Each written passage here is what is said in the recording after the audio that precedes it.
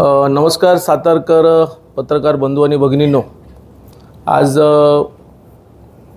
सातारा जिल्ह्यातील लोकसभा 2024 निवडणुकीच्या निमित्ताने पत्रकार परिषदेला जिल्ह्याचे अध्यक्ष आदरणीय धैर्यशीलजी कदम साहेब, पक्षाचे सरचिटणीस आमचे विठ्ठल शेठ बलशेटवार, आमचे मार्गदर्शक प्रसिद्धी प्रमुख जिल्ह्याचे विकासजी गोसावी, विजयाप्पा शेलार, उपस्थित सर्व मंडळी, आज विशेष पत्रकार परिषद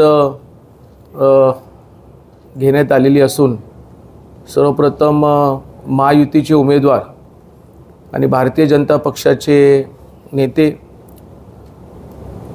छत्रपती उदयनराजे भोसले साहेब यांना या ठिकाणी कमळ या चिन्हावर 2024च्या लोकसभेच्या निवडणुकीनिमित्ताने त्यांना संधी देण्यात आली, त्याबद्दल मी सर्वप्रथम त्यांचं अभिनंदन करतो। पक्षाचे नेते आदरणीय महाराष्ट्राचे आदरणीय देवेंद्र फडणवीस साहेब आणि आमचे देशाचे नेते आदरणीय पंतप्रधान मोदी साहेब आणि अमितभाई शाह, जे.पी. नड्डा यांनी सातारकरांच्या भावना समजून त्यांना या निवडणुकीमध्ये कमळ या चिन्हावरती संधी दिली, त्यांचे आभार मानतो। राज्याचे मुख्यमंत्री म्हणून आदरणीय एकनाथजी शिंदे साहेब आणि राष्ट्रवादी काँग्रेस पक्षाचे उपमुख्यमंत्री आदरणीय अजितदादा पवार, म्हणजे या तिघी नेत्यांनी महाराज साहेबांच्यावरती, सातारकरांच्यावरती विश्वास ठेवून कमळ या चिन्हावरती त्यांना संधी दिली, त्यांचा आभार मानत असताना आजची पत्रकार परिषद ही जवळपास परवा मी या निवडणुकीमध्ये शर्यतीमध्ये होतो। मी माझी इच्छा व्यक्त केली होती, परंतु इच्छा व्यक्त केल्यानंतर महाराज साहेबांना संधी मिळाल्यानंतर माझी प्रत्यक्षात भेट होऊ शकली नाही।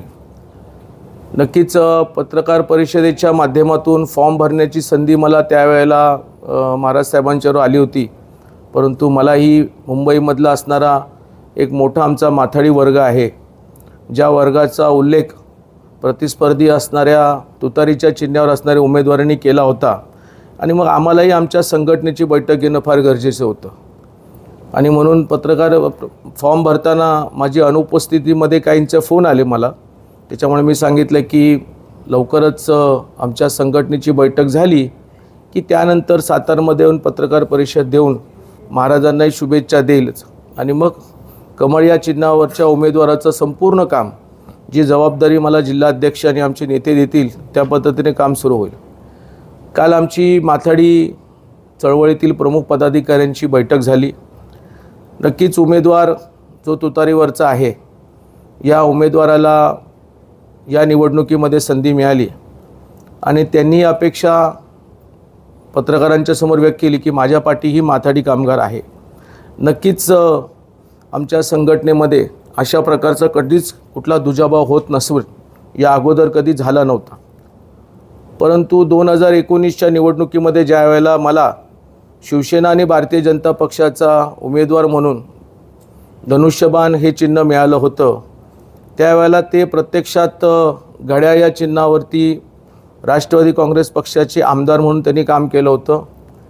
त्यावेळेला त्यांनी कडकडून विरोध केला होता आणि त्या विरोधामुळेच काही प्रमाणामध्ये मला पराजयाला सामोरं जावं लागलं होतं। एकाच चळवळीमध्ये काम करत असताना आपला सहकारी ज्यावेळेला जरी दुसऱ्या पक्षातनं उभा जरी राहिला तरी आपण त्याला मदत करू शकतो, परंतु त्यांनी तसं केलं नाही, मी अपेक्षा तिने केली नाही। परंतु त्या दिवशी फॉर्म भरण्याच्या आदल्या दिवशी ज्या गर्वाने, ज्या आनंदामध्ये त्यांनी माझ्या पराजयाच्या बद्दलचं जाहीर उल्लेख केला, ते कुठंतरी मलाही थोडंसं खटकलं। माझा पराजय हा त्यांच्यामुळे जरी झाला तरी त्यांनी निवडणुकीमध्ये 2 लाखाच्या आतमध्ये मतं पडतील असं भाष्य केलं होतं, त्याच्यामुळे मला सातारकरांनी आणि माथाडी कामगारांनी उचलून धरलं आणि 4.5 लाख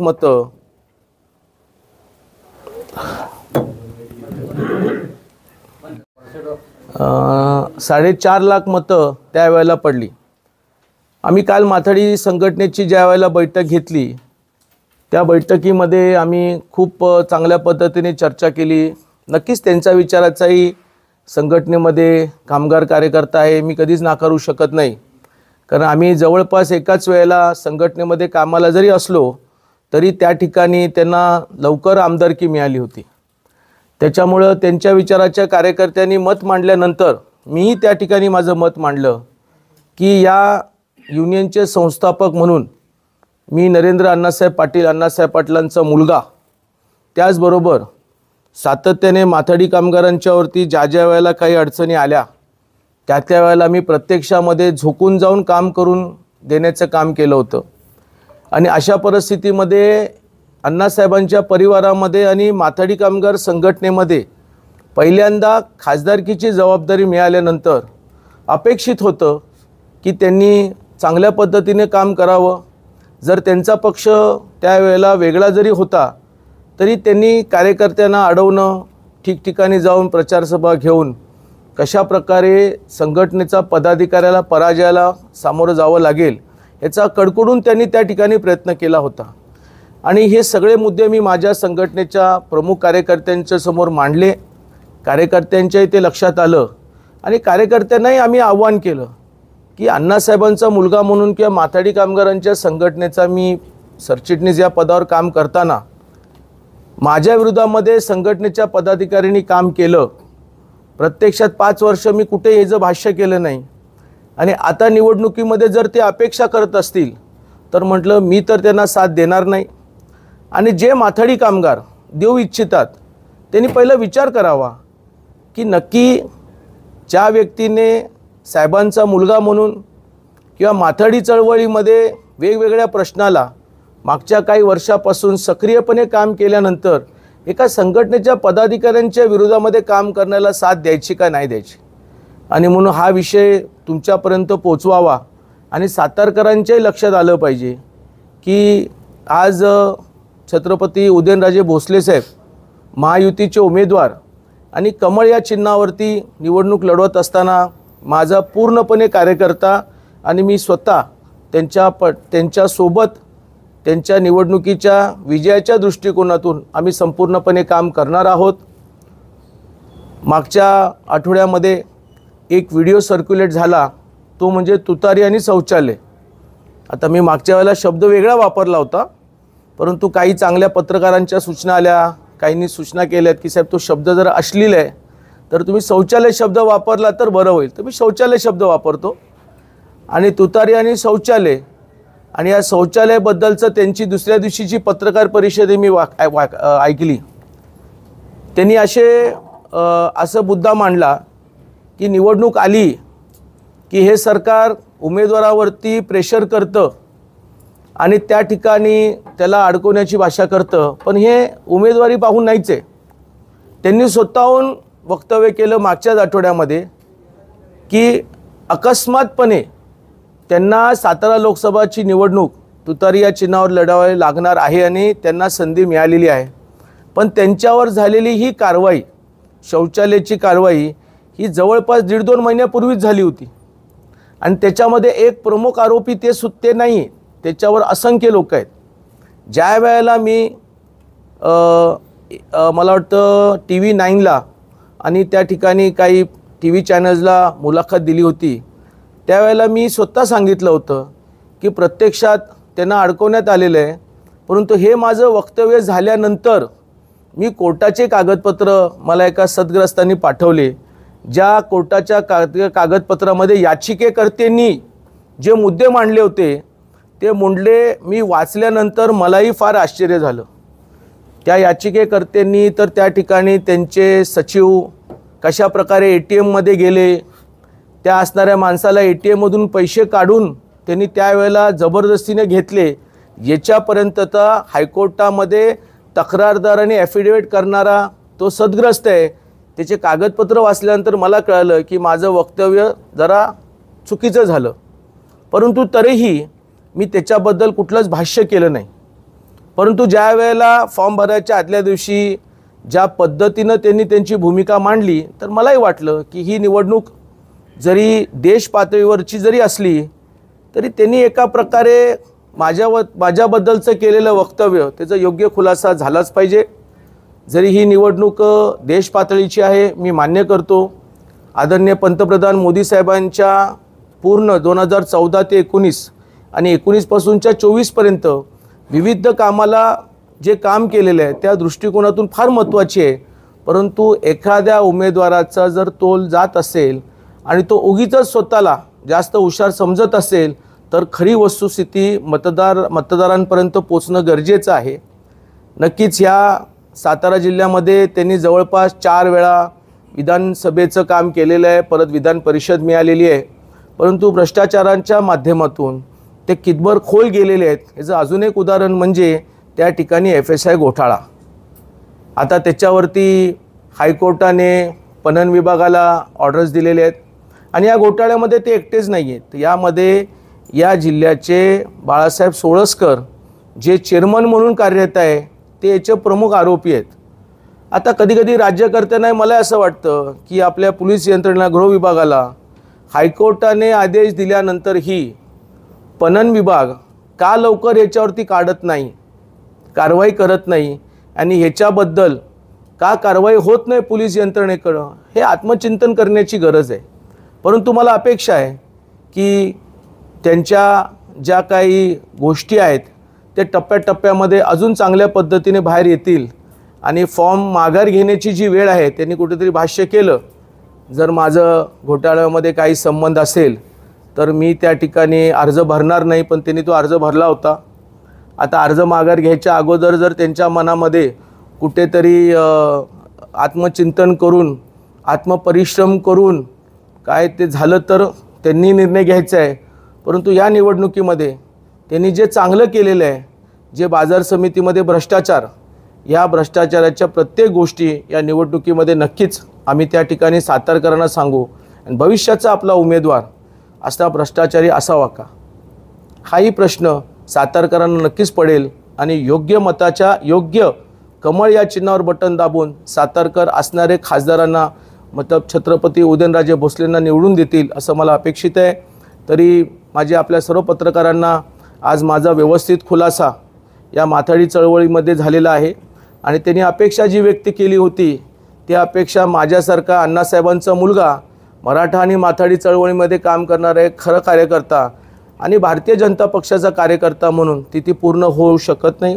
दुसरा एक त्यांनी या ठिकाणी मुद्दा मांडला आपल्या एका पत्रकार परिषदेमध्ये की माथाडी कामगार चळवळीमध्ये या ठिकाणी सुरुंग लावण्याचं काही लोकांनी काम केलेलं आहे। खरं म्हणजे मला हे कळत नाही की खरं म्हणजे ही सुरुवात स्वर्गीय आमदार अण्णासाहेब पाटलांनी काँग्रेस पक्षामधून केली। काँग्रेस पक्षामधून स्वर्गीय यशवंतराव चव्हाणांच्या नेतृत्वाखाली साहेब वडील विधान परिषदेवरती होते। मराठा समाजाला आर्थिक निकषावरती न्याय मिळावा यासाठी जो त्यांनी मोर्चा काढला, सरकारकडनं योग्य प्रतिसाद न दिल्यामुळे त्यांनी आपलं आयुष्य संपवलं।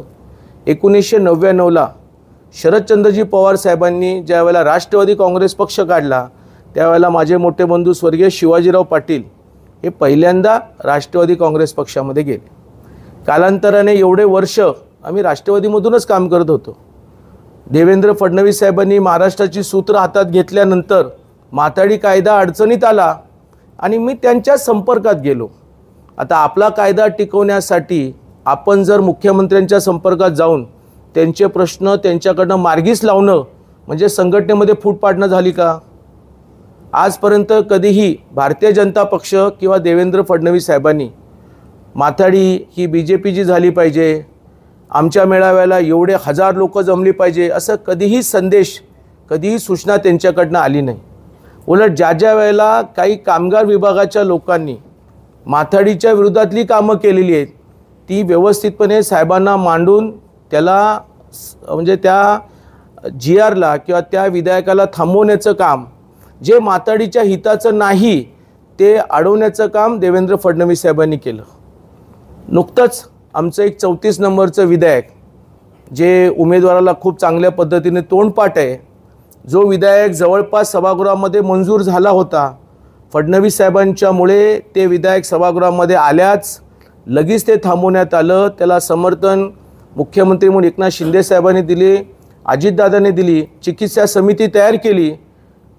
मागच्या अधिवेशनामध्ये मुंबईमध्ये आम्ही सर्वजण उपोषणाला बसलो, त्यावेळेला देवेंद्र फडणवीस साहेबांनी पुढाकार घेतला आणि हे महत्त्वाचं विधायक जे माथाडी चळवळीसाठी महाराष्ट्रासाठी घातक होऊ शकतं, यामध्ये कामगार नेत्यांनी आम्हाला बदल सुचवावा, 4 वरिष्ठ अधिकाऱ्यांची नेमणूक केली. म्हणजे अशा प्रकारे या माथाडी चळवळीला ताकद भरभराट देण्याचं काम देवेंद्र फडणवीस साहेबांनी केलं, BJPच्या नेत्यांनी केलं. पण कधीही फडणवीस साहेब किंवा BJPनी या संघटनेमध्ये अंतर निर्माण केला नाही. उलट ह्या संघटनेचा वेळोवेळी स्वतःच्या स्वार्थासाठी, राजकारणासाठी हा पूर्णपणे दुरुपयोग केला, हे सातारकरांना माहीत आहे. आणि म्हणूनच त्यांच्या ह्या 2 विषयावरती आज मी योग्य तो खुलासा केलेला आहे.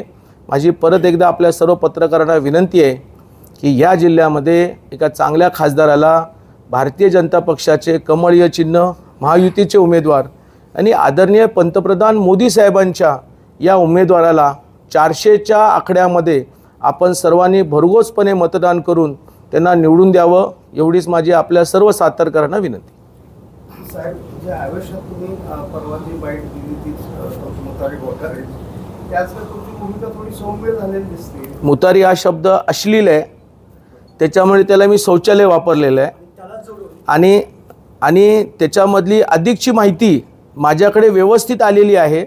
पण अजून टप्पा बाकी आहे. 7 तारखेला मतदान आहे. वेगळंच काय एवढ्या लवकरच सगळे काय आपण पानं उघडायची काय गरज नाही. टप्प्याटप्प्यामध्ये आपण तुम्हाला प्रोटीन देत राहू.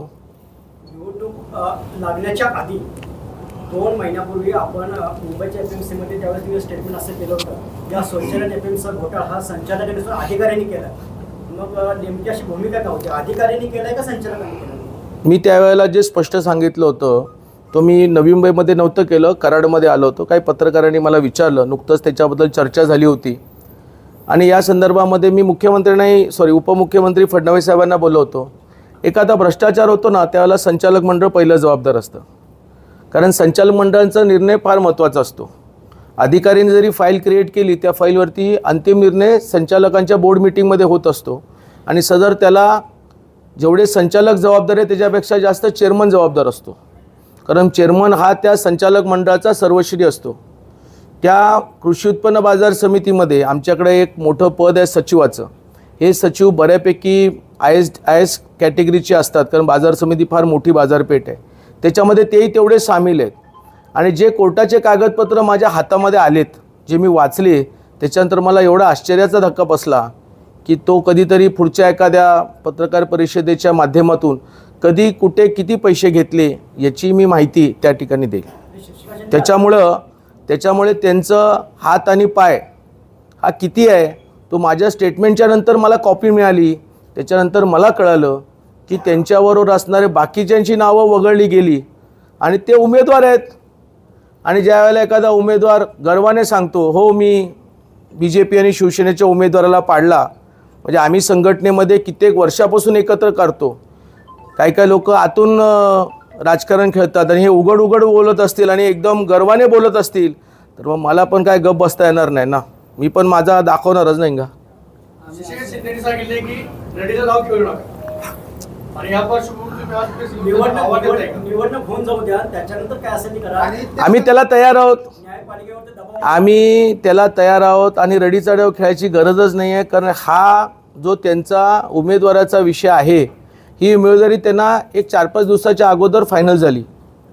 पण कुणीतरी विचारावं की तुमच्यावरती बाजार समितीमध्ये पोलीस स्टेशन, APMC पोलीस स्टेशनने गुन्हा दाखल कधी केला, किती वर्ष कोर्टामध्ये ही केस चालू होती, त्यामध्ये जो याचिकाकर्ता होता त्यांना तुम्ही किती प्रकारे भेटून मार्ग काढण्याचा प्रयत्न केला, पण मार्ग निघाला नाही. आणि ज्या वेळेला निघाला त्यावेळेला कोर्टाने सुमोटो, म्हणजे याचिकेकर्त्यांनी इतके अफरातफरीचे गोष्टी सांगितल्या आणि अचानक तो याचिकेकर्ता म्हणतो मी केस माघार घेतो, त्यावेळेला हायकोर्टाच्या बेंचनी सुमोटो त्या ठिकाणी इन्क्वायरी लावली. म्हणजे सुमोटो इन्क्वायरी फार कमी लागते आणि ती suo motu inquiry Navi Mumbai police आयुक्तांच्या माध्यमातून EWOच्या माध्यमातून त्या ठिकाणी इन्क्वायरी झाली. त्याच्यामध्ये बाजार समितीच्या जवळ असणारं पोलीस स्टेशनमध्ये गुन्हा दाखल झाला आणि त्या दाखलमध्ये काही अधिकाऱ्यांच्या बरोबर त्यांचं त्या ठिकाणी नाव होतं. आता रडीचा डाव काय आहे? रडीचा डाव काय? म्हणजे मी पत्रकारांना विचार, रडीचा डाव काय? कुणाला माहिती होतं का 2 महिन्यापूर्वी इकडचा उमेदवार कोण आहे? अरे मी पण शर्यतीत होतो ना. रामनवमीच्या अगोदरच त्यांचं नाव जाहीर झालं. त्याच्यामुळं कोण शर्यत येत्या ते नाहीत हे माहीत नाही, हे लिगल प्रोसिजर आहे. आता निवडणुकीच्या मध्ये काय होईल का नंतर होईल हा नंतरचा भाग आहे. निवडणुका आल्यानंतरच सुरू झालं म्हणून त्यांचं म्हणणं आहे की हा बघा हे सगळे कागदोपत्री रेकॉर्डवरती कुठल्या तरी पत्रकार परिषदेमध्ये मी डायरेक्ट तुम्हाला गुन्हा कधी झाला दाखल झाला त्याचे तारखासकट मी त्या ठिकाणी देऊ शकतो. याचा अर्थ काय होतो, हे सगळं प्रकरण मागच्या काही वर्षापूर्वीचं आहे. FSI घोटाळा तर माझ्या माहितीप्रमाणे 2016चा आहे, त्याच्या अगोदरचा आहे. मग गुन्हा दाखल उशिरा झाला. कुणी उशिरा केला? पणन विभागाने त्याला परवानगी दिली नाही. हायकोर्टाने परवानगी दिली पण पणन विभागाने दिली नाही. त्याच्यामुळे रेडीचा डाव काय नाही, त्यांनी स्पोर्टिंगली घेतलं पाहिजे. कर नाही तो डर काय को पाटील साहेब बिंदास. आमच्याकडे कॉल रेकॉर्डिंग आहे, व्हॉट्सअप कॉलिंगचे डिटेल्स आहेत, आमच्याकडे पुरावे आहेत, आम्ही वेळ आली की दाखवून देऊ. कसले? आता ते बघा कुणाचे वॉल रेकॉर्डिंग आहेत त्यांनी त्या ठिकाणी जाहीर करावं पत्रकार परिषद घेऊन, संपला विषय. त्यांनी पण अशीच पत्रकार परिषद घ्या आणि आता 7 तारखेपर्यंत आपल्याला व्यवस्थितच काम करायचं आहे ना, करेक्ट कार्यक्रम लावायचा आहे. त्यांचं म्हणणं असं आहे की महाराज असू देत किंवा तुम्ही पाटील साहेब असू देत, आम्ही वैयक्तिक ठिकाणी तुम्ही कोणाव करणार नाही, पण आमच्या नादात लागले तर आमच्याकडे असे आयुध आहेत. एक्झाम्पल की म्हणजे अशी चर्चा आहे, मी खात्री देत नाही की अण्णासाहेब महामंडळामध्ये जे कर्ज वाटप आहे त्याचे आयुध आमच्याकडे खूप शिल्लक आहे. खूप स्वागत आहे. उलट मी तर म्हणेल की उद्धव ठाकरे साहेबांनी माझ्या महामंडळ संचालक मंडळ बरखास्त केल्यानंतर अशी एक इन्क्वायरी महामंडळामध्ये आली होती, त्याची चौकशी झाली, काहीच निष्पन्न झालं नाही. आता उमेदवाराकडे काही डेटा असेल तर त्यांनी नक्की सादर करावा. उलट आज मी तुमच्या सर्वांसमोर सांगतो की महामंडळामधून मला काय मिळतं.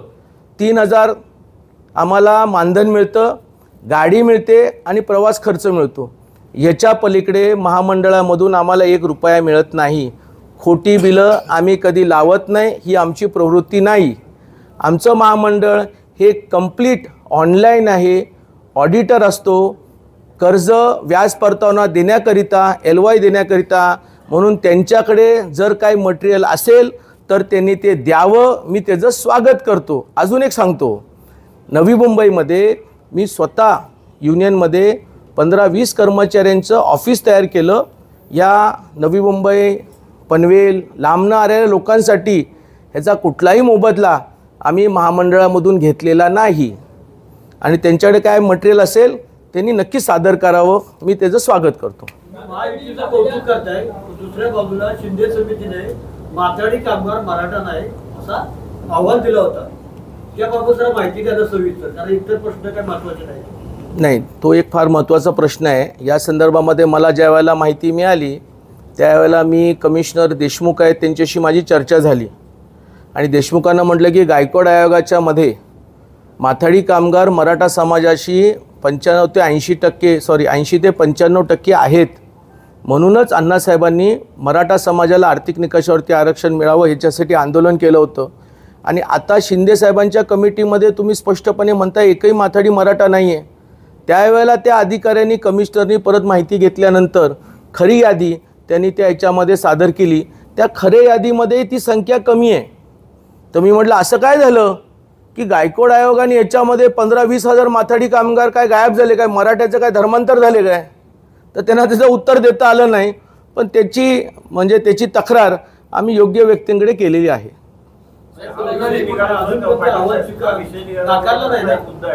ज्यावेळेस जरांगे पाटील साहेबांची मोठी नवी मुंबईमध्ये आता सभा झाली वगैरे त्या सगळ्या विषयात तिथे सर्व तिथं आलेल्या मराठा समाजाच्या किंवा मराठा बांधवांची सगळी व्यवस्था ही मी केली आणि ही मी केली, माझ्या संघटनेनं केली आणि त्याचा आता प्रचार संपूर्णपणे ग्रामीण भागामध्ये केला जातोय.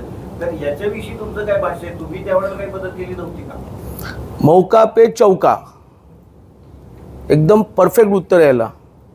नवी मुंबईमध्ये जरांगे पाटील येणार होते यासाठी नवी मुंबईच्या प्रत्येक मराठा बांधवांनी आपलं योगदान दिलेलं आहे. गुजराती, मुस्लिम, मराठी या सगळ्या भाषिकाच्या लोकांनी आपल्या APMC मार्केटमधून पैसा गोळा केला, अन्नधान्य गोळा केलं.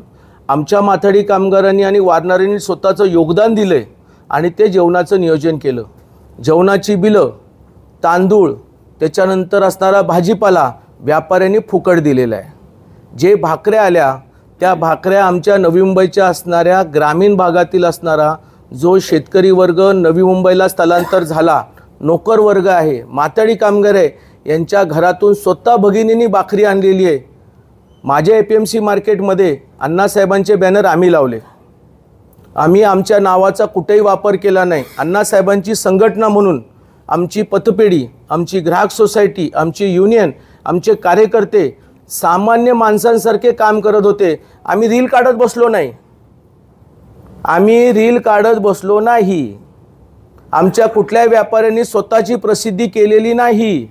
आमच्या कुठल्याही वारणाऱ्यांनी, ज्यांनी कुणी 10,000 दिले, ज्यांनी कुणी 50,000 दिले, ज्यांनी व्यक्तिशक्तीप्रमाणे तांदूळ दिलं, त्यांनी कुठेही प्रसिद्धी केलेली नाही. आता कुणाला स्वतःचं बॅनर स्वतःच लावून घ्यायचं असेल आणि पाठ थोपटायची असेल तर आम्ही तर त्याला काही करू शकत नाही. वाटपेचं फक्त त्यांनी काम केलं. वाढप्याला पण नव्हते, ते रील बनवायसाठी आले होते. आजकाल सोशल मीडियामध्ये रील्स भरपूर चालतात ना, ते रील्स बनवायला आले होते. दादा, झालेल्या पत्रकार परिषदेमध्ये शशिकांत शिंदेंनी असं एक आव्हान केलेलं होतं की जर घोटाळा झालेला असेल तर त्या ठिकाणी मीडिया असेल, ही सर्व मंडळी असेल, आपण समोरासमोर येऊन ज्या ठिकाणी घटना घडली त्या ठिकाणी आपण सगळेजण एक येऊ असं त्यांनी आव्हान केलं. एक कशाला येणार? ते काय आमचे इलेक्शनमध्ये, आता आमच्या एकाच इलेक्शनमध्ये एका पार्टीचे नाहीत ना. आणि त्यांना वेळ असेल तर त्यांनी जावं नवी मुंबईला, पत्रकार परिषद घ्यावी, तो शौचालय घोटाळा दाखवावा, संचालक मंडळाचं पोलीस यंत्रणेच्या माध्यमातून अधिकाऱ्यांची तपासणी करण्यात यावी आणि त्यांनी तिथं जाऊन करावं. आम्हाला आमच्या उमेदवाराचं काम आहे, आम्हाला निवडून आणायचं आहे, मोदी साहेबांकडे पाठवायचं आहे. आम्हाला आता वेळ आहे का तेव्हा त्याच्यावर जाऊन पत्रकार परिषद घ्यायला? साहेब, पालकमंत्री शंभूराज देसाई आणि तुम्ही दोघेही पाटण तालुक्यात आहेत, मोठी ताकद आहे तुमची तिथे. तर महाराजांना यावेळेला मागच्यापेक्षा किती तुम्ही अधिक लीड देऊ शकता असं आव्हानात्मक काय तुम्ही भूमिका स्पष्ट करणार आहे की नाही?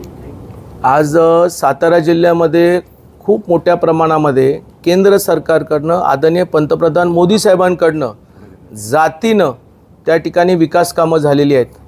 आणि अशा परिस्थितीमध्ये हा प्रत्येक जो मतदार आहे, जो ग्रामीण भागातला शेतकरी आहे, तो थेट जरी भाजपशी जोडला नसला परंतु प्रत्यक्षामध्ये त्याच्या खात्यावरती त्याला योजनेचा लाभ मिळालेला आहे. आकडे सांगून आम्हाला विजयाची जी म्हणतात ना फिगर आहे तो कमी करायचा नाही आहे. त्याच्यामुळे सातारकर विजय फार मोठ्या संख्येने देतील. आणि पाटण तालुक्याच कशाला, पाटण तालुका, कराड उत्तर, कराड दक्षिण, जावली, कोरेगाव, वाई या मतदारसंघातून त्यांना चांगलं मतदान पडेल.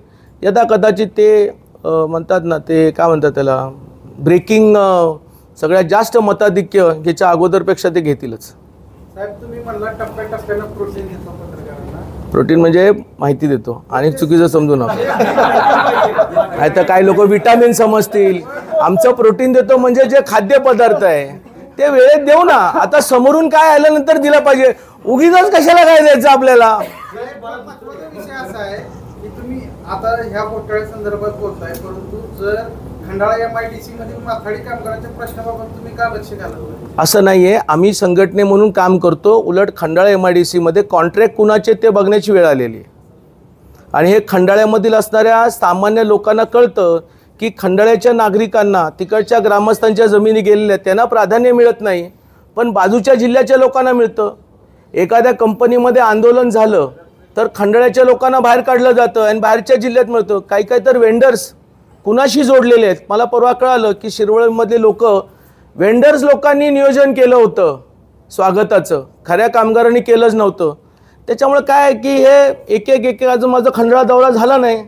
खंडाळ्यामध्ये गेल्यानंतर तिकडच्या लोकांची वस्तुस्थिती येईल की कामगार नेता आहे का कॉन्ट्रॅक्टर आहे का अजून काय व्यवसाय आहे, ते लोकांपर्यंत कळेल. साहेब, 2019 निवडणूक आपण उदयनराजेंच्या विरोधात लढली. आज तुम्ही एकच आहे, तुमचे सूर जुळले का? आणि दुसरी गोष्ट, पाठीमागच्या निवडणुकीविषयी अजून तरी त्यांनी माझी पप्पी घेतली नाही, त्याच्यामुळे अजून वेळ आहे. परंतु लक्षात घ्या की आम्ही देवेंद्र फडणवीस साहेबांचं नेतृत्व आम्ही कमळ चिन्हाला मानतो. आणि पक्षातनं एकदा आदेश दिला की त्याच्यामध्ये मतभेद हा विषय राहणार नाही. यदा कदाचित त्यांच्या व्यासपीठावर तुम्ही फार कमी दिसेल, पण माझ्याकडे एक पक्षाने जबाबदारी दिलेली आहे. त्या जबाबदारीमध्ये जी मला जबाबदारी दिली आहे त्या जबाबदारीचं मी कामपणे 100% त्या ठिकाणी करणार. या निमित्त शशिकांत शिंदेचं जे मुक्त काढायचं पाठीमागे तुम्हाला मदत केली नाही, ती संधी चालू झाली असं वाटतं का? बघा काय असतं जीवनामध्ये आहे ना, कधीच कुणासाठी खड्डा खोदायचा नसतो. आयुष्यामध्ये कोण कधी पडेल सांगता येत नाही. 19च्या निवडणुकीमध्ये कोरेगावकरांना हे जाणीव झाली की अरे जो युनियनचा होऊ शकत नाही, जो अण्णासाहेब पाटलांच्या परिवाराचा होऊ शकत नाही, तो कोरेगावचं काय होईल. महेश शिंदेच्या नेतृत्वाच्या निमित्ताने लोकांनी बदल घडवला.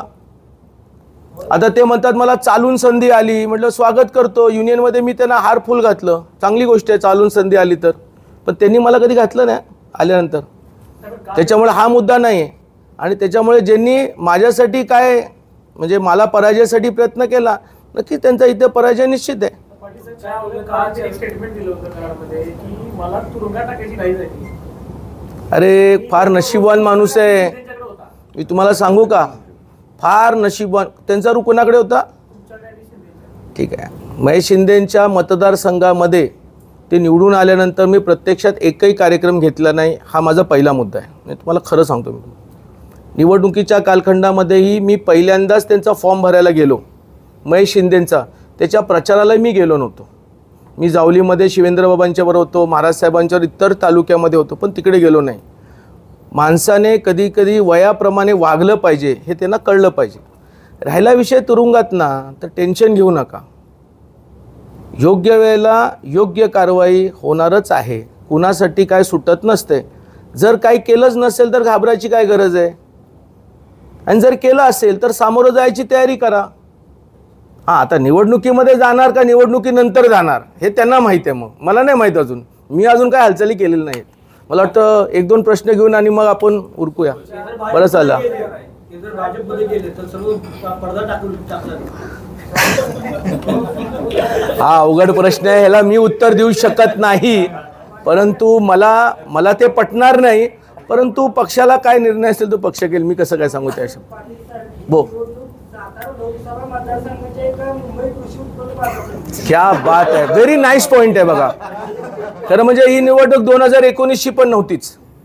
त्यांनी आदल्या दिवशी ज्या पद्धतीनं म्हणजे एखाद्याला प्राऊड फील होतं ना, मी मॅच जिंकून आणली, तर त्यांच्या चेहऱ्यावरती माझा पराजय हा त्यांचा आहे ना एक मला ते आनंद दिसला. मग मला हे वाटलं मी तरी का ग बसू. मी पण मर्यादितच बॅटिंग करणार होतो. फक्त महाराजांच्या निवडणुकीपुरतं विजयापुरतं काम करायचं होतं.